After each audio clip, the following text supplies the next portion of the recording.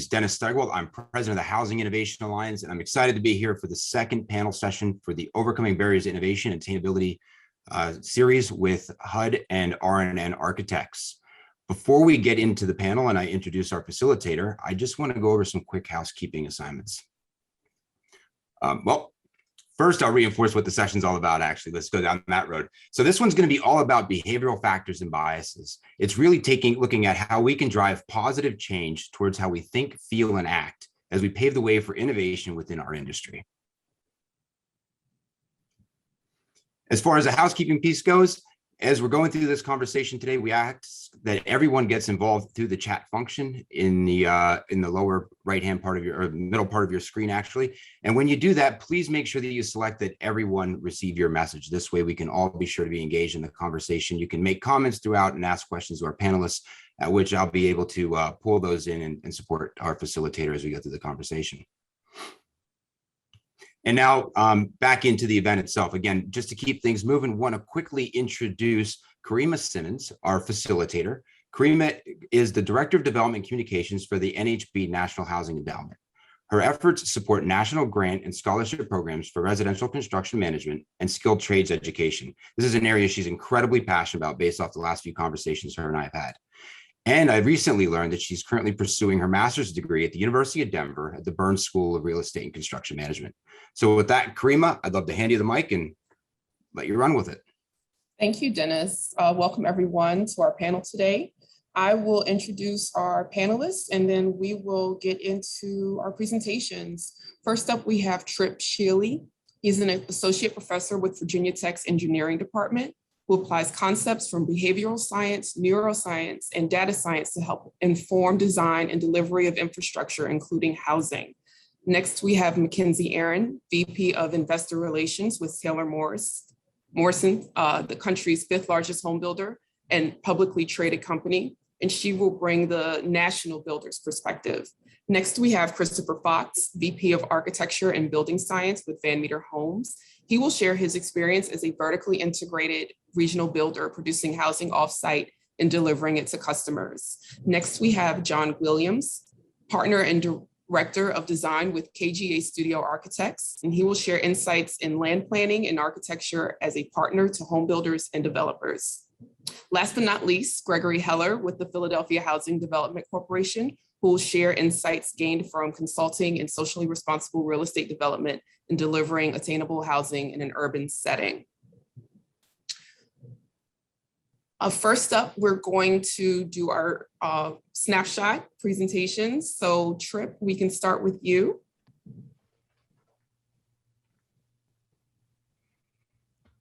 Great, thanks. So I want to start with, well, the idea that I'm trying to get across today is this idea of choice architecture and how we present options to people influences the outcomes. And when we talk about behavior and choices and how we design, how we present information impacts what choices people choose. And the analogy to this is that there's no default building design. An architect knows that how they design the spaces, where they put the hallways, influences how people feel in the space. The picture here is a picture of the Bullitt Center. They intentionally moved the staircase to the front of the building and put the elevators in the back and made the elevators, made the stairs in a way that drawed people up. And so they intentionally wanted people to use the staircase and made it harder and more difficult for them to find the stairs in an effort to make the Bullitt Center net zero energy. And so that idea of how we design influences how people interact with the space is the same way that choice architecture works. How we design the choices influences the outcomes. And so I want to give us a few specific examples and how we can use this to achieve the outcomes that we want. So next slide. So this is a picture of all of the LEED certified buildings across the country. And the y-axis is the number of buildings that fall into that category. And then the x-axis is the number of points that they've achieved. And what you'll get from here is two things. One, if we aggregated all these, the average LEED building would be silver, 56 points. Literature suggests that you can reach the silver level without actually doing much on the energy side. So below silver aren't really saving very much energy. You need to get to the gold or platinum, and that's ultimately kind of where we need to be anyways. The other thing that you notice is that the structure of the tool influences designers' decisions. There's a reason that there's not a whole lot of buildings at 49 points, because if you get 49 points or 40 points, this is exactly the same. So the buildings that are there, the motivation is let's do a little bit more and get to the next level, right? So the design of the tools that we use influence our behavior.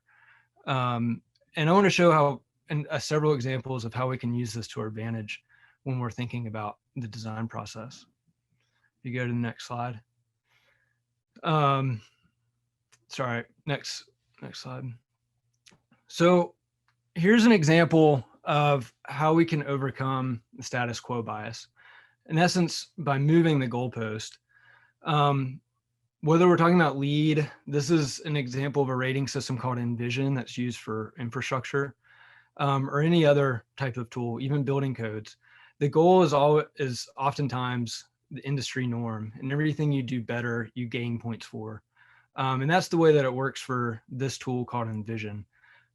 Everything that you do above the standard kind of industry norm, you get points for. And in an experiment, we changed the rating system so that when people logged on and they saw this tool, instead of starting with 0 points, they started at this conserving level, which is essentially kind of the net 0 level. And if they couldn't reach that level, it was okay, they would just lose points. So 12 minus 7 was 5, 12 minus 10 was 2, 12 minus 11 was 1. So you still end up with a positive score. It's just how you got there changed.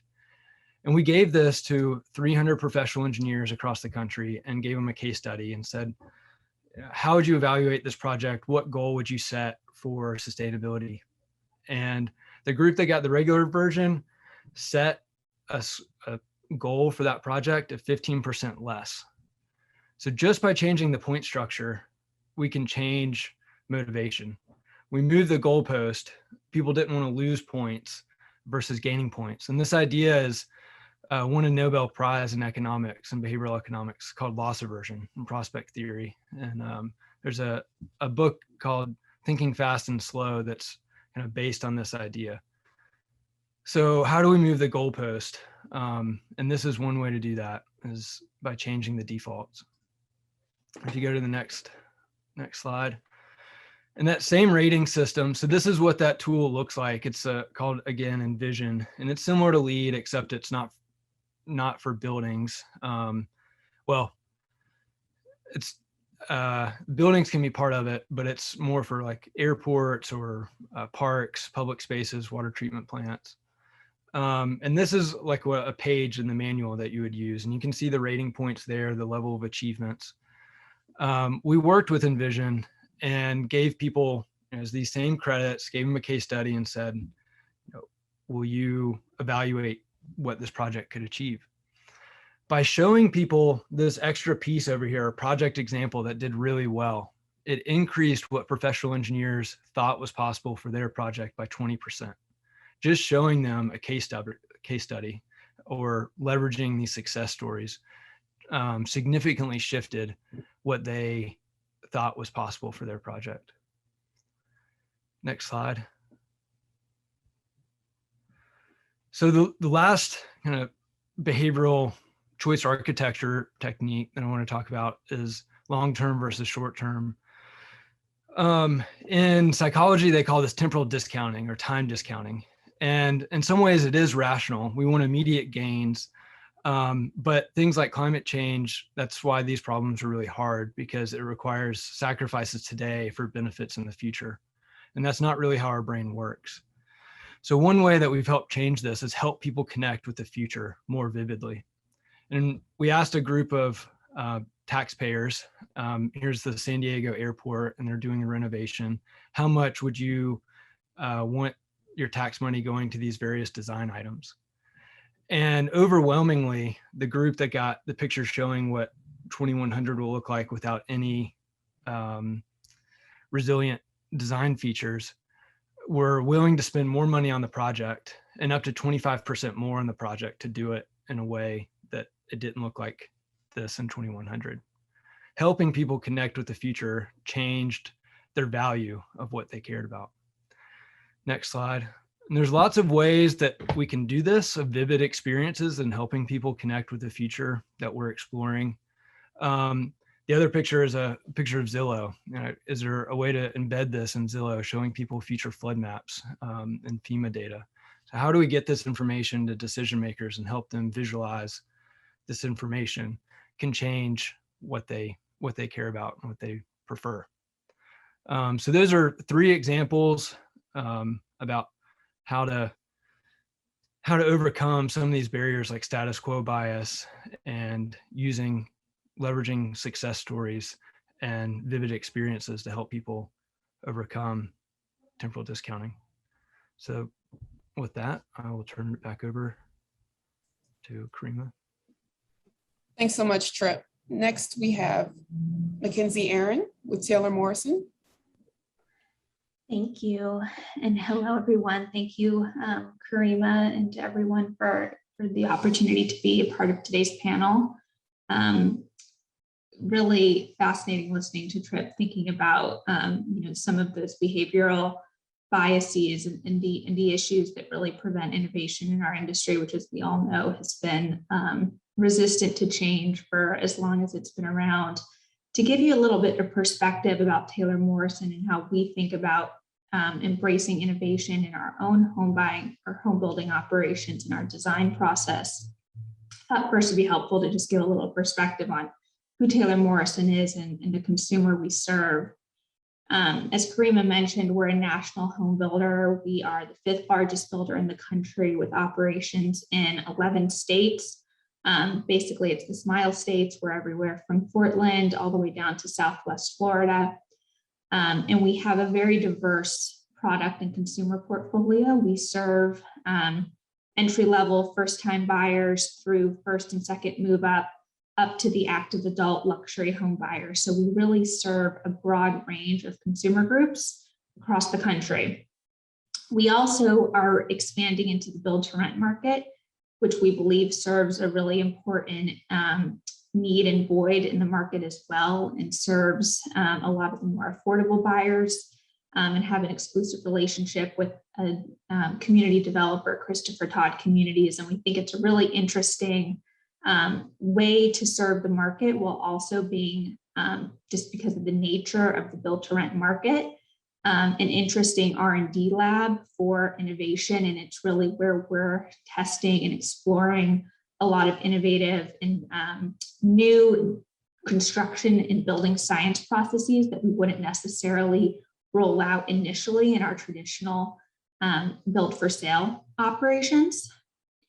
But given the breadth of the consumer and geographies that we serve, when we think about innovation in construction design, I would say first and foremost when we think about it internally is really the consumer mindset and what the consumer is looking for.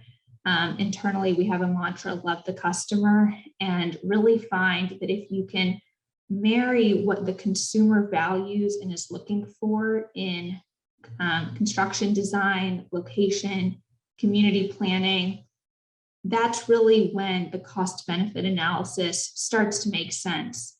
And so first and foremost is understanding the consumer and what the home buyer is looking for and on that journey, which really has evolved over the last 18 months through COVID, and really, I think, accelerated adoption of some new technologies, some of the things that consumers are prioritizing and looking for, and where they're spending their money. And then, of course, as a public home builder, we really have to consider how do we meet those needs and take that forward-looking view in our land planning and our construction design, but making sure it's also value add for the business, so that we are bringing greater construction efficiencies, managing cycle times. Of course, that's the #1 challenge in today's very unique environment, and then ultimately reducing cost so that we can deliver an affordable, high quality product that's durable, that stands the test of time, while also meeting the needs of today's consumers. So just to summarize kind of how I would say we think about it, it really comes down to how do you deliver that affordable, accessible home while still generating attractive returns. And there's a few different ways that I think we'll dig into in today's Q&A, but we look at it, one, first and foremost, affordability and accessibility. Two, the sustainability and the durability of our homes without, losing sight of ultimately what the consumer values. And then third, I think we can't not talk about technology as well and how the home buying and home shopping experience has really evolved. And we feel like we're at the forefront of that. And I think, especially considering the behavioral aspect, who would have thought that a consumer would feel comfortable ever buying a home fully online? And yet today that is a real piece of the home buying journey. And I think the adoption of that has surprised many of us. So happy to talk about that as well, but I'll leave it there and look forward to the Q&A.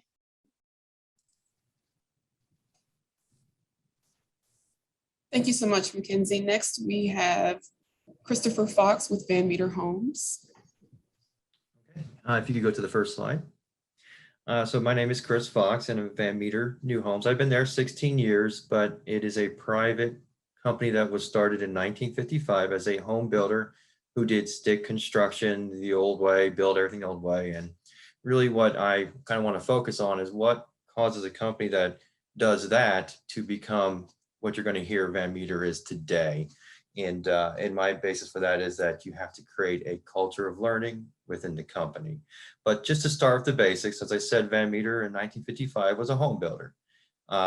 Since then, however, we have added, as you can see here, all the services on the right side, and that's the vertical integration that we've been talking about. But also, which I'm going to get to, we are a lumber yard in our production facility base, which is building and strategic engineering, how that was added and brought in. And then finally, how this culture of learning has led to a research and development budget and to actual modular or off-site constructed housing. So one of the things that Van Metre did as it was kind of moving along was to look at the home building process is how can you improve the delivery time? How can you improve the product? Every year we update our Better Box presentation, which is everything we do that is above code. And we also have a culture of making mistakes, if you will.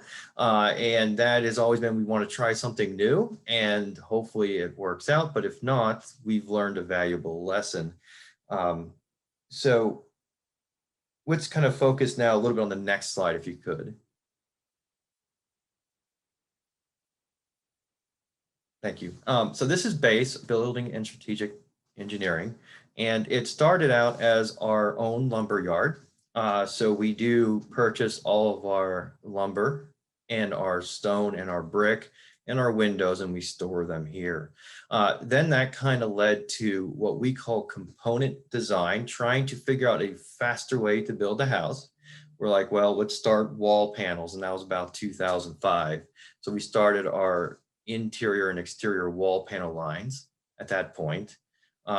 Then, which is a little different, we went to floor trusses next around 2007. And the reason we went to floor trusses was we had a problem. Like we didn't like bulkheads. We didn't like how they brought down the space. And we wanted to get everything into trusses. So we moved into floor trusses. That then moved into the actual roof trusses, because by that point, the only thing we were buying was roof trusses. And for those who know what this all means is every time you add a product to your factory, you need space for it, you need equipment for it. And this, it kind of goes into what we can talk about later, how we didn't go all in and buy a $1 million factory. We added over the lifetime of the company all these different uses. So then we're like, well, what can we do to speed this up more? So we actually pre-build all of our stairs in our factory, and that saves a lot of time, a lot of cost. And again, there was some trial and failure on that, but that's what we did. And then the issue was we were having problems with our doors. So instead of relying on other people to build our doors, we get the parts now. We have a door shop and we do it all there. Well, this led to kind of the next level is like, well, if we're pre-building everything in a factory, why can't we just build a house in a factory? And we are definitely still in that process. There's a lot of issues to talk about when you make a big decision like that. One is transport. So we now have our own freight division. So we have our own trucks, our own delivery vehicles, our own installation crews. You know, that leads to, well, if you're going to pre-build it there, then you're going to have to do your plumbing work there, your electrical work there, not in the field. And that leads to reorganizing your labor force. But we're doing all that in parts and pieces. And one thing I do want to quickly bring up is we use big box modular first. Now we're getting to smaller one, which leads to the next slide. If you could proceed, and that'll be it. So that leads to kind of what we're moving on to now is the big box module we know what it does, and we found some issues with it and we started questioning it. So now we're looking into smaller box construction. We call them cartridge, where, for example, we built our first townhouse, the powerhouse, and there's, you know, you can actually see it now, it's built and tore it. And it was built out of 11 cartridges that were all inserted on the site in one day. And I see this as like the end result of this, because in order to do this, we took all of our culture of learning, culture of trying new things out, you know, always thinking outside the box, don't think there's one way to do it. And we created a true research and development fund. And we actually built this from it. And the justification to our private ownership was what we've learned. And an example of that is we pre-built our decks on this in our factory, and we're going to roll that out in all of our communities because that works so well. While we're still trying to figure out the cartridge site, we can at least pre-build our decks. And that's it. We can get into all this later, more of it. Thank you. Thank you, Chris. Next, we have John Guilliams with KGA Studio Architects. John, you're still on mute. There you go. Hi, John Guilliams with KGA Studio Architects. We're a residential design firm out of Louisville, Colorado. We've been doing homes for over 43 years now, and I think we've learned a few things over those years. And I think one of the first things that I want to share with the group is things have changed quite a bit, but they haven't changed quite a bit. You know, the nuclear family as we know it has changed very much.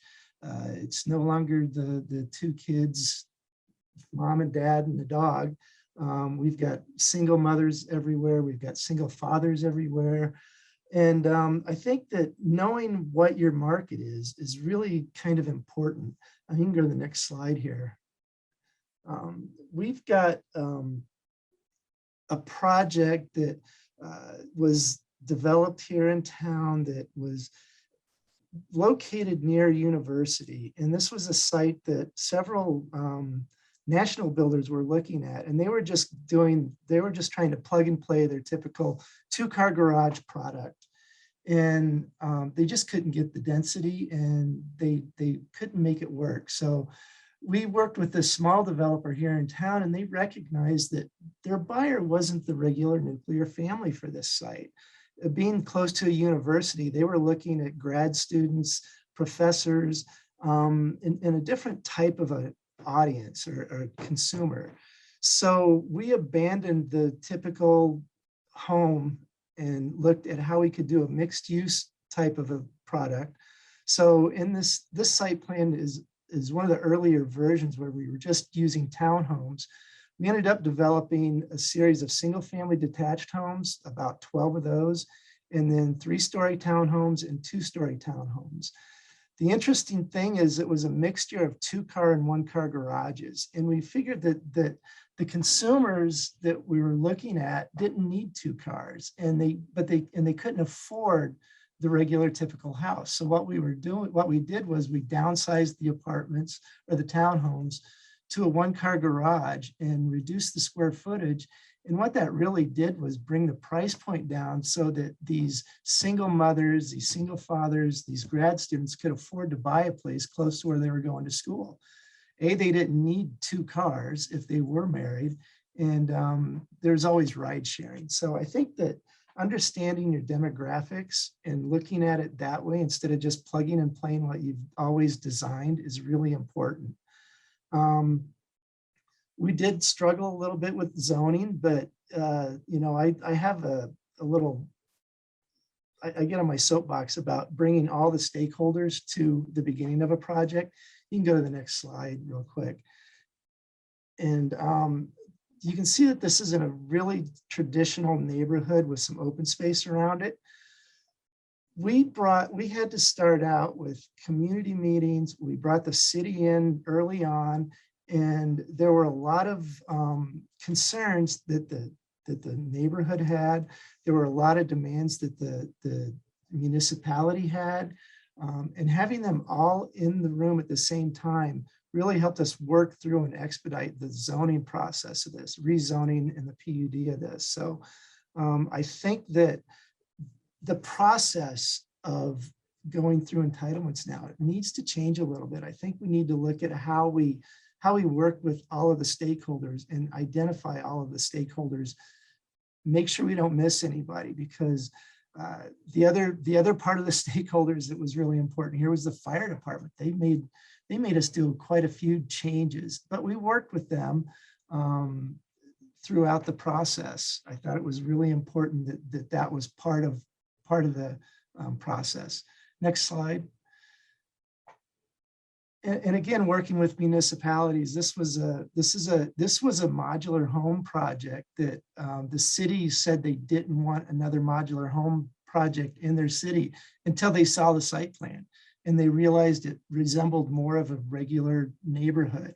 We didn't have everything slammed together. We had more open space. We actually introduced some commercial space, so there was some tax revenue available. And so I think that finding out what municipalities are looking for, what communities are looking for, is really the way to get a successful project started. I think that's my time.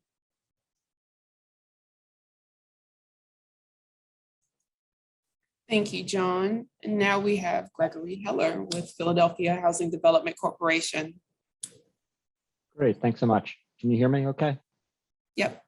Cool. So I don't have any slides. So sorry about that if you were looking for some pretty graphics to look at, but I think I bring a slightly different perspective to this. One, because I work for a quasi-government agency, and two, because I focus pretty exclusively on affordable housing. So Philadelphia, and I'm in a big city and a very poor city. So there are a lot of challenges that we face on a daily basis in Philadelphia, but that aren't exclusive. So Philadelphia has a pretty profound housing affordability challenge. Even though housing prices in Philadelphia relative to other big cities are pretty affordable, the way that you track affordability is a function of housing prices and wages. And in Philadelphia, 1 in every 4 people lives under the federal poverty line. So we have extremely low wages, even though we have relatively affordable housing prices when you compare them to pure cities. And our median household income is about $40,000. In 18 of the top 25 occupations that employ people in Philadelphia, they don't make enough to afford a single family or a single 1-bedroom apartment. So of the top 25 occupations that employ Philadelphia, in 18 of them, you can't make enough to afford a 1-bedroom apartment. In 2018, about 40% of all Philadelphia households met the federal definition of cost burden, meaning they spend more than 30% of their gross income on their housing costs.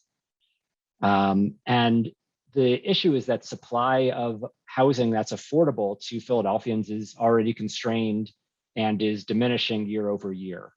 A couple of years ago, we just worked with a research team, did our first ever citywide housing action plan. And what we found was that between 2008 and 2016, Philadelphia lost over 13,000 low-cost rental units while adding 6,000 higher-end units. And our Philadelphia Housing Authority has a wait list of people who are waiting for housing assistance that has over 68,000 people on it. And I should also mention that all of these things are exacerbated for Black and Hispanic households. The rate of cost burden for Black households is actually 46% of all households, and for Hispanic households, it's just over 50%. And over 19,000 Philadelphia households are evicted each year from their apartments.